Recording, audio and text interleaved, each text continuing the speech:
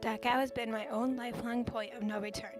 But to the moment when I walked through the gate of that prison, with its infamous motto, Arbeit macht frei, and when I walked out at the end of a day that had no ordinary scale of hours, I was changed. And how I looked at the human condition, the world we live in changed. Years of war had taught me a great deal, but war was nothing like Dachau. Compared to Dachau, war was clean. I'm Martha Gellhorn. Hi, my name is Isabelle, and today I'll be teaching you about the Dachau Concentration Camp. I've been to Dachau and have actual pictures from when I was there that my dad and I took. That is the reason I chose this topic. Dachau was the first Nazi concentration camp opened in Germany. It is located northwest of Munich in the state of Bavaria. Heinrich Himmler first opened it in 1933. The purpose was to imprison Jews, German and Austrian criminals, and foreign people. These people were then forced to work.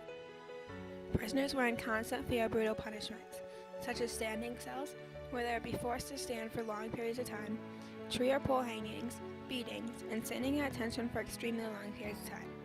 32,000 deaths were documented at the concentration camp, but there were thousands more that were not recorded. There are very few survivors left today from Dachau. One is a 90-year-old man named Torbjörn, who was just a young man then. This is his story. Torbjörn was a young man living in Norway at the time. He joined the Christian Scene organization, which was an organization created to try to free Norway again. He had the job of transporting people in small rowboats from a hidden cove to small vessels that would take them to England to be safe. The Germans thought that these were the men that would sabotage them. The Germans then arrested Torbjörn and the Knutson boys on October 23, 1941. They were sent to VanWyhe camp for 9 months. They were then moved to a prison hospital because one of his friends had been diagnosed with typhoid fever.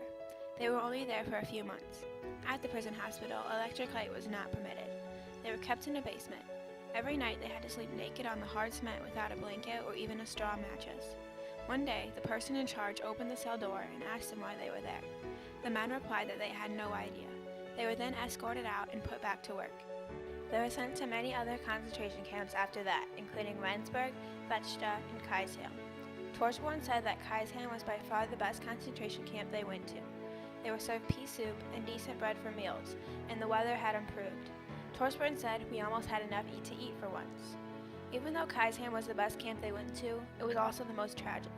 A couple of their Belgian friends had access to machinery and made duplicate keys that could unlock the gate. This may sound like a good plan, but unfortunately, whilst they were unlocking the gate, they were shot. Their final destination was Dachau. Torbjörn says that Dachau was the worst concentration camp they went to. They were greeted by wagon after wagon of dead men and women. Exhausted prisoners were given the task of unloading the bodies from the train. Many died while doing this job. There were several mass graves at Dachau. The Germans were determined to execute as many people as possible.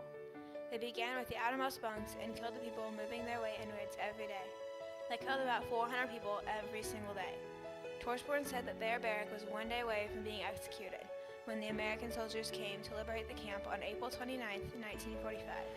If you stood on the uppermost bunk and looked through the air vent, you could just see the soldiers marching for Munich in the distance, Torbjörn said.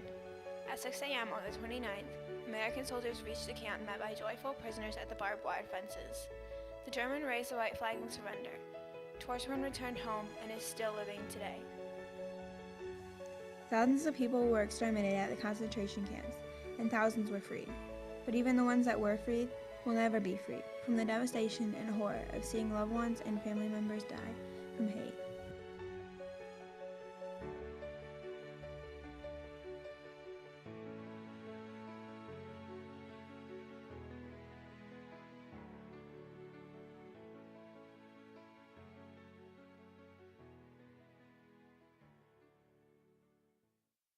Thousands of people were exterminated at the concentration camps, and thousands were freed.